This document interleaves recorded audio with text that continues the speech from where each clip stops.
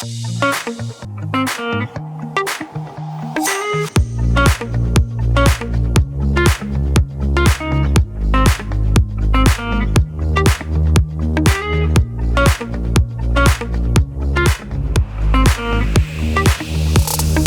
everybody, and welcome back. This is the Price to Sell podcast. I'm your host, Matthew Campoli, and today we have a super special guest.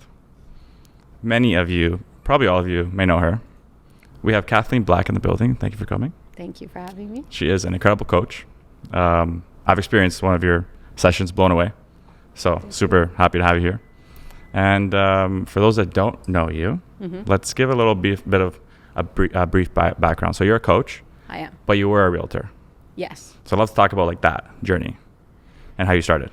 How I start? Well, it's an interesting story. I started in real estate more so with investment properties. So my ex-husband and I in the film district and the beaches would buy properties, gut them completely, and make them into multi-units. Nice. So nice I didn't area. this was a while ago now, but I didn't need to be licensed for that in property management. And so he kept pushing me, just get into real estate, because I was micromanaging our realtor. And I was like, he doesn't know how to assess the investments. You're one of those, eh? Oh, but he didn't know how to assess the investment. And so we were looking at it. So eventually, I had little kids. I'm like, I don't need another job, but I got into real estate, and then I got into a very messy separation, which, real estate and marriage go perfectly well together, right? Great dynamic. So luckily, though, looking back, I wasn't the breadwinner. I was a brand new realtor, and I had to make a decision. Are you going to leave and do something a little bit more stable, consistent, or are you going to go all in and bet on yourself, right? And it's one of those fear. I always call it the fear equation. Fear says go safe, but in 2 years, safe wouldn't have looked so good, right? So I went all in real estate, did well. I sold 44 homes my first year in the real estate business. Yeah. And after that, about 60, 65 a year, even when I was coaching. Yeah. So, I did well, but I also needed to do well. Yeah. There was no choice. So. Had that fire. Yeah. So I went through that, and then I worked with a team. They started the first team-specific coaching company in real estate within about 18 months. Owners weren't getting along. There was a lot of debt accumulated, but I didn't know that yet.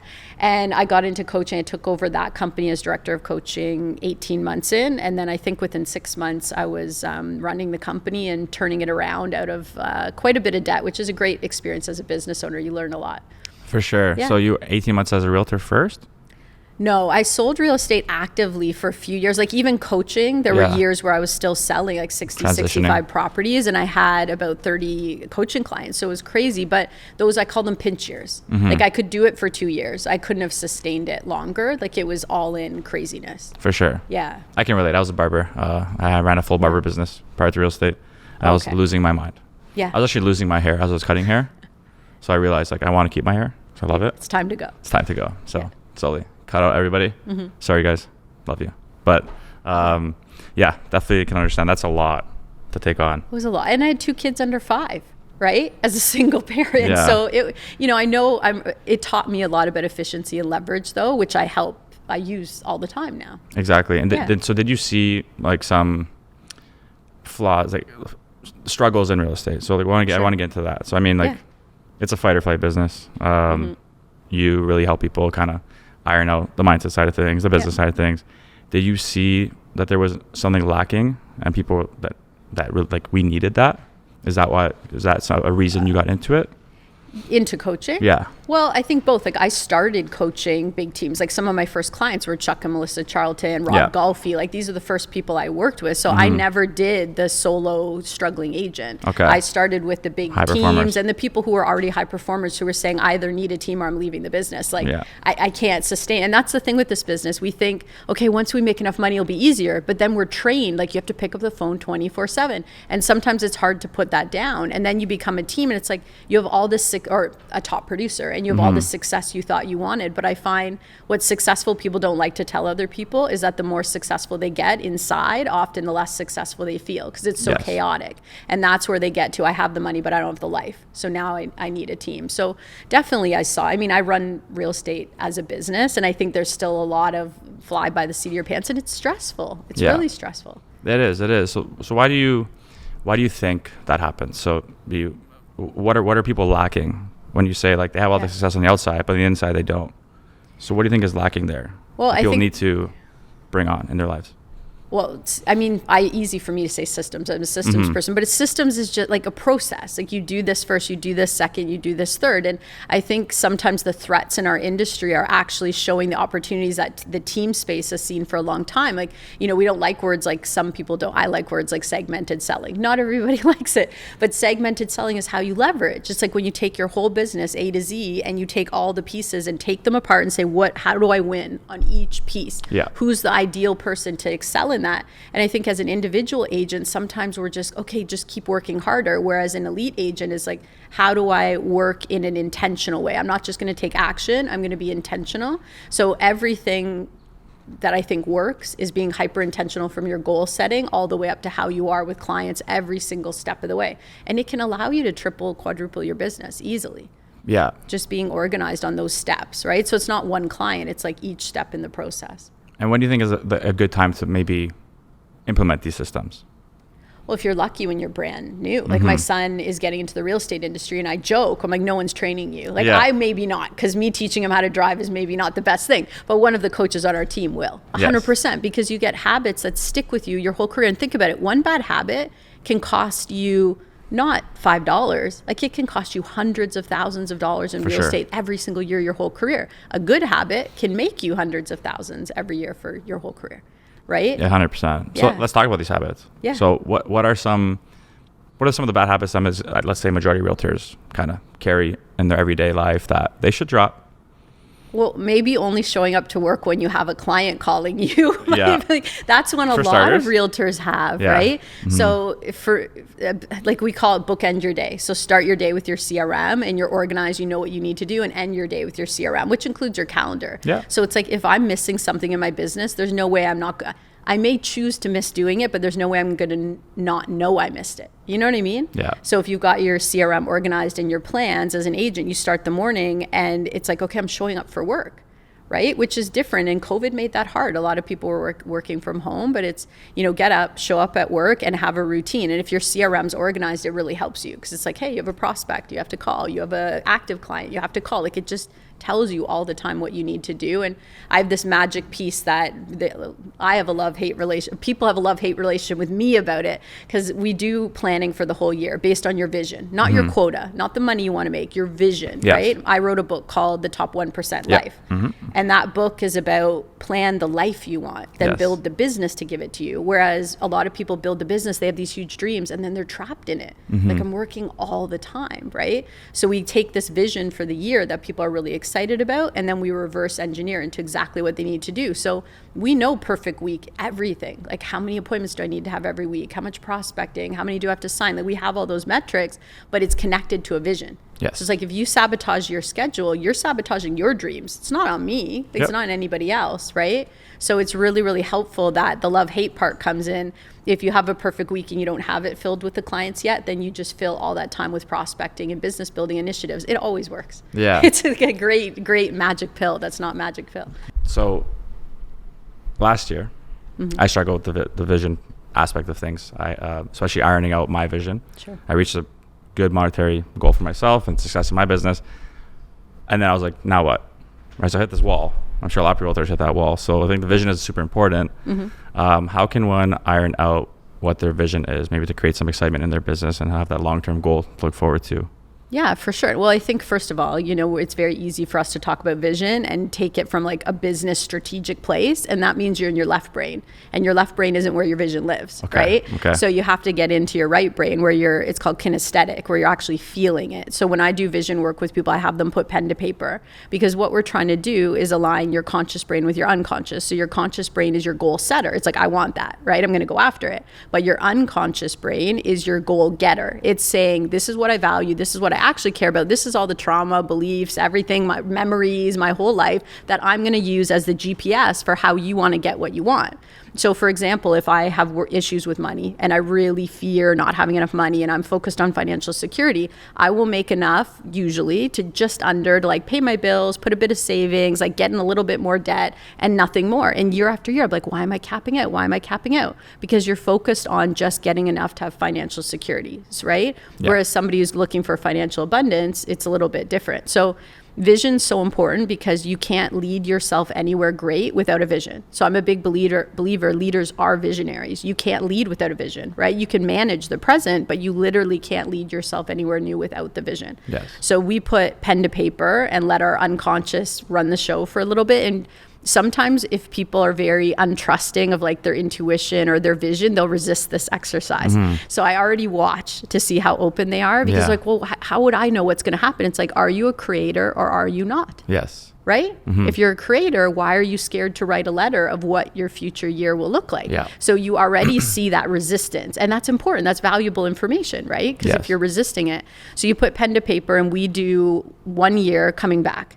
So I don't know today's date, but whatever it is, June 5th, June 6th, 7th. There you go. It's been a busy week. Yeah, Anyways, no worries. already, and it's Tuesday. So June 7th, I'd write June 7th, 2023, and pen to paper, I'd write as vividly as possible my whole year coming back until today. And I'm not writing, I'm hoping, I want, maybe, like nothing like that. It's like a full-on descriptive like narrative kind of thing. And people are really nervous, but I always say to them, just like keep writing, wow, it was an amazing year. And all of a sudden you might write it 3 times and it'll just start flowing and just let it flow. Don't second guess it. Right? The other thing is people will say, well, maybe it's bad I want those things, or what if I disrupt my life? It's like all change is going to disrupt your life. And why would what you want be bad if you're in good intentions? If you're not in good intentions, that's a different conversation. But if you are, it'll be high serving, right? Yeah. And this ties in with like, you know, belief systems, because when they're resisting, I imagine you're writing in the present tense as if you already have it. As if it's already happened. Okay. Yeah. So it's a law of attraction kind of thing.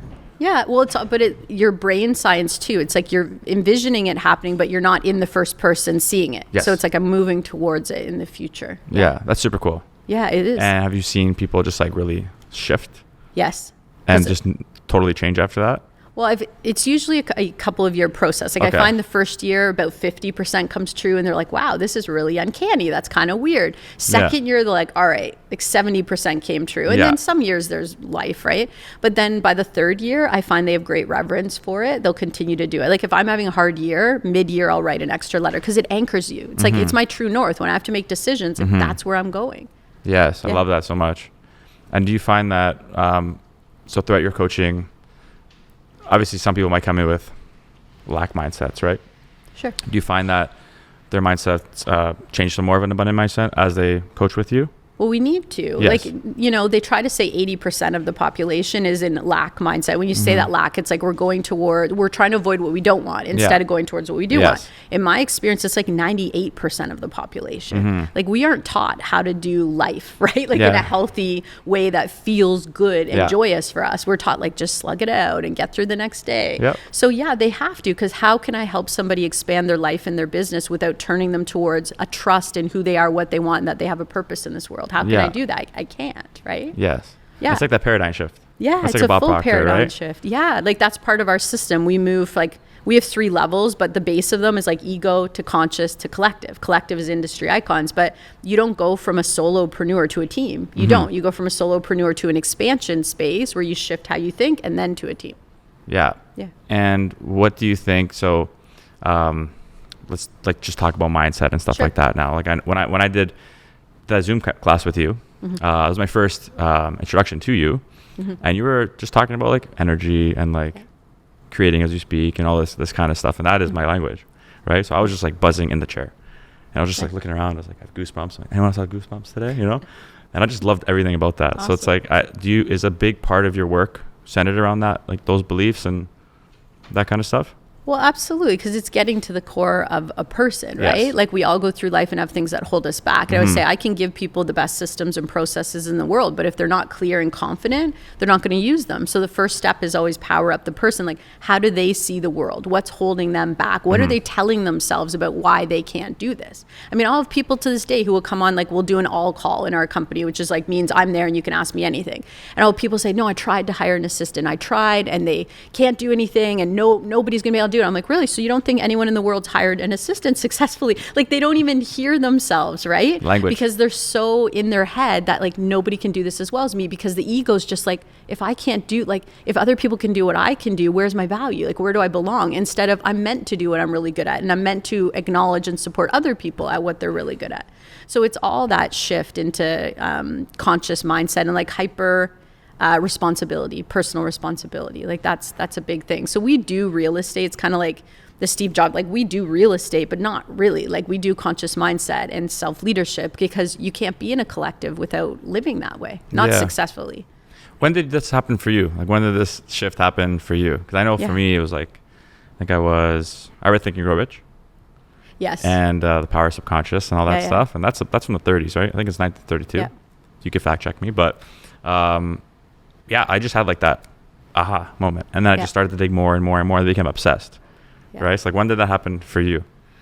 Well, first of all, I'm introspective and I'm an existentialist to the extreme. So I'm kind of like, what am I purpose on? Like, I'm meant to do something. Way, So people who relate to it think it's really cool, because I'm like, no, like I'm destined to do these things. And I don't mean it in a egotistical way. It's like I have a purpose, and sometimes that purpose is really hard. Like I feel like I'm dragged forward to it.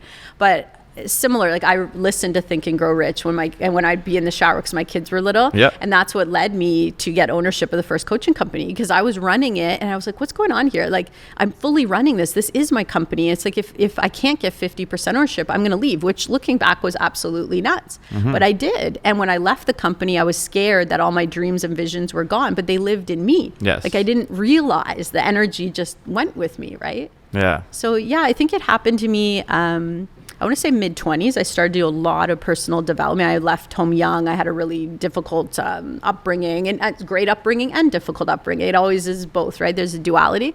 But I think I really believe like people don't like me and I'm weird. And I am a little bit weird. I have unique gifts, right? So I am a bit weird, but I had to realize that's not a bad thing. And people don't judge you because of it. Like you have to learn to be in your zone, right? You know what I mean? Yeah. Yeah. Accepting it.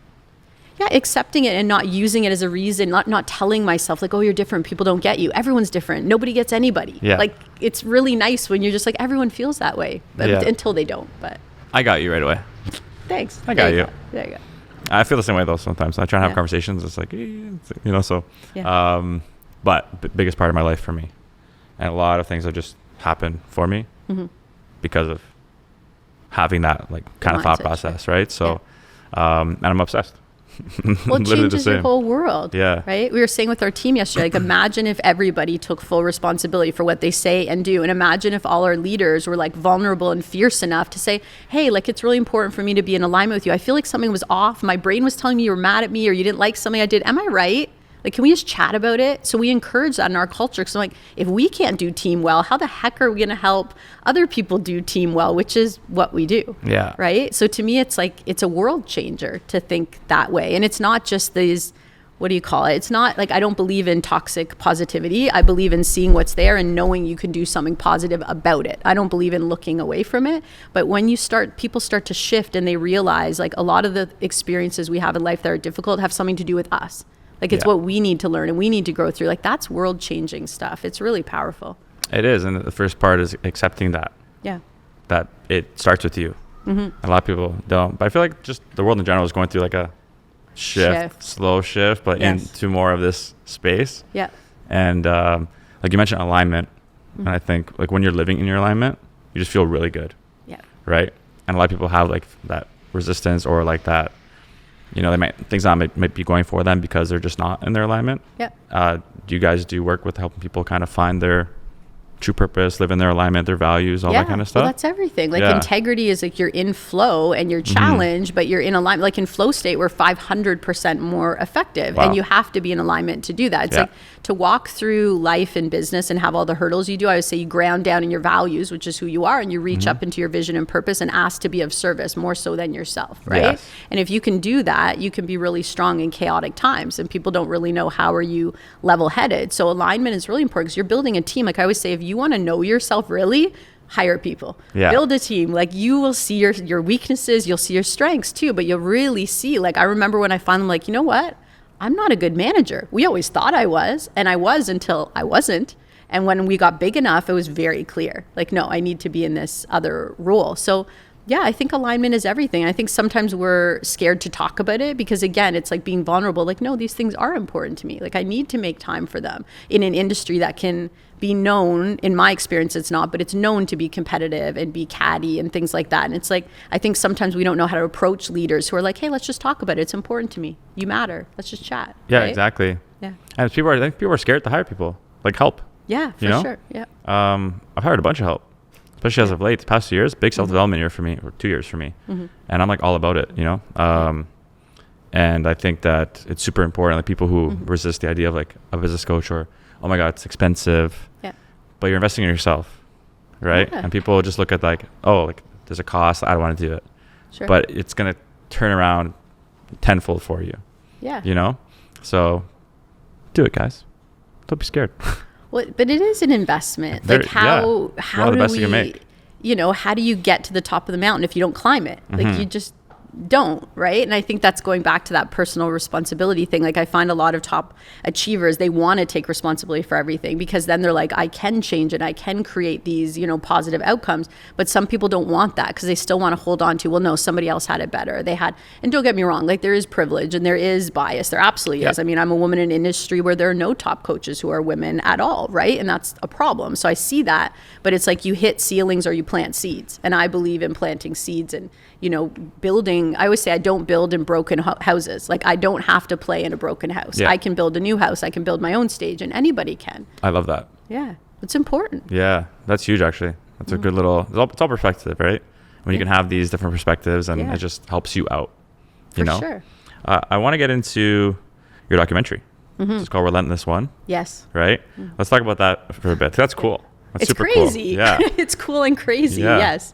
So let's chat about that. Yeah, you know what? So the director is M. Douglas Silverstein.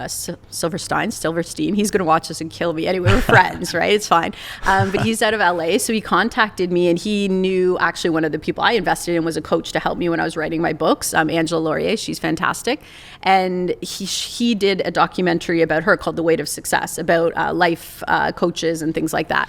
And anyway, so he reached out to me and I just thought, oh, whatever, he's saying hi. Like I had never talked to him before. I didn't think it would go anywhere. And he's like, I've heard you have quite a story because I was writing my memoir kind of thing called Relentless to Rise.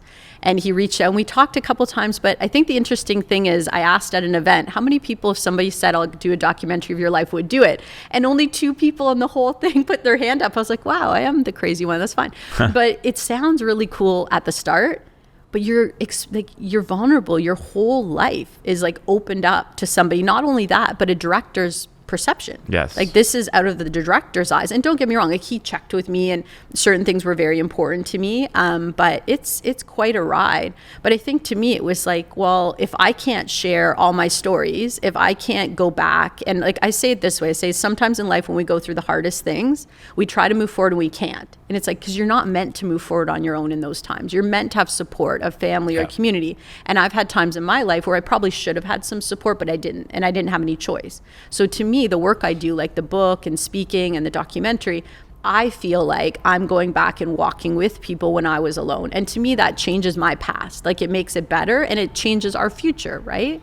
So that's why I'm okay just being like, no, I have no secrets. Like nothing has power over me outside of me. Like you could call, there's a million different labels people could give me, but I don't own any of them. Like that's not me. I define me. Yeah. Yeah. And I think, and I've people tell me, I don't know, because I will never experience that documentary the way other people will, because it's my life and my family.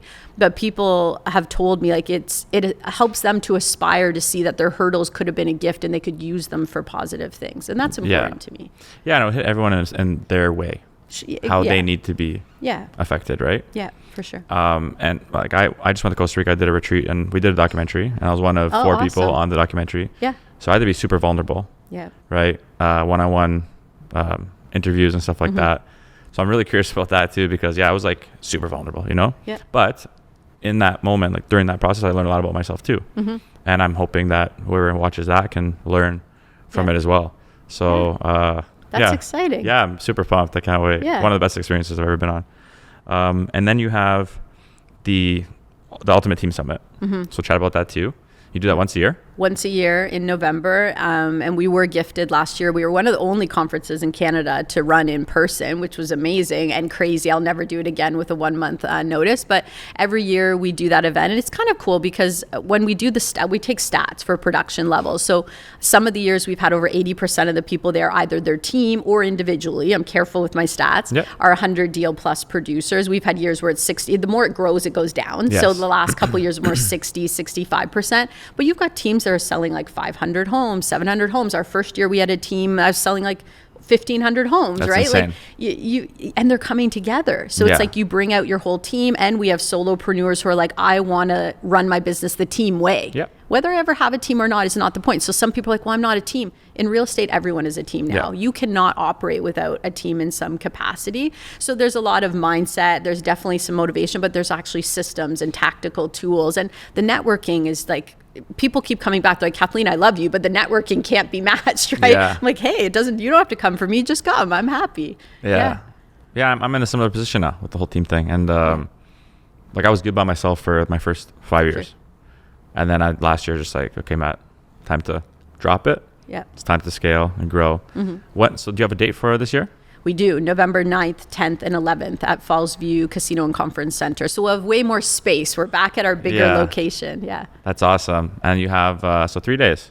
3 days, and we have VIP options where there's VIP sessions that are more for team leaders or entrepreneurs, brand owners, and influencers to come together. But you come there and you have an expanded version of the industry. Like I find people come there and they were fighting something they need to do in their business, and they talk to somebody who's like, I did that 3 years ago. It changed our business. Like we never go back. And they go back home and they do it, right? And they expand, which is amazing. So people are very open. Like you'll find, I always say, like, you always know true leaders, right? Because you'll have leaders who have 500 deal plus a year teams, and they come in and they're like, I really want to hear this person speak. I really want to learn. Like they're always humble students. Always. And then I'll have people come in who are like barely selling 20 homes. They're like, I already know all this. And I'm just like, you're not going to grow that way, right? You just won't.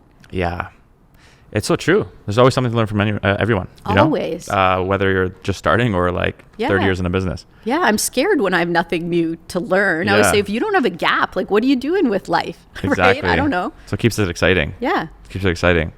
So, I mean, like I mentioned earlier, this is only 30 minutes, unfortunately. I'm sure people would love to hear more. But we keep it short and sweet, and you've been amazing. Thank you. For everyone that wants to check out her books, documentary, the team summit, I will come to the team summit. Yes, I would love the opportunity. We'd love to have you there. And definitely going to integrate, hopefully learn some stuff from you too for my future. But thank you for coming. Thank you for having me. You've been awesome. And for those that would love to introduce themselves to you or find you out there, where is the best place to find you? We're all over social media. We're not hard to find, but Kathleen Black _ is my Instagram. That they keep kicking me off the team ones because I like to create. So they're like, go, and then they take them over. But that is the main one. And our website is kathleenspeaks.com, which has our books and all that kind of stuff too. Awesome. And then for the summit, for whoever's interested, is there tickets available yet? Yep. Early bird tickets are on sale. So we're up and running for that. So definitely come out to that. We have gold tickets or VIP. So even solopreneurs, team leaders, it's for everybody. It's for everyone who wants to be efficient, productive, and profitable. And be conscious leaders. That just means everyone, right? So that's who it's for. Exactly. And what's the website? Where can they find it's those? on there as well. You can just go to kathleenspeaks.com and it'll all be there. Awesome. So we'll post all your links for you in our bio and on all our platforms. But again, you've been incredible. We'd love to have you on in the future. I feel like we can keep going into like many different topics, and people are going to find a ton of value out of this. So thank you so much for coming. And to everyone watching, this is the Price of Self podcast. Don't forget to like, subscribe, share, tell your brothers, sisters, aunts, cats, dogs. If you have a ferret, tell your ferret. And we'll see you on the next one. Peace.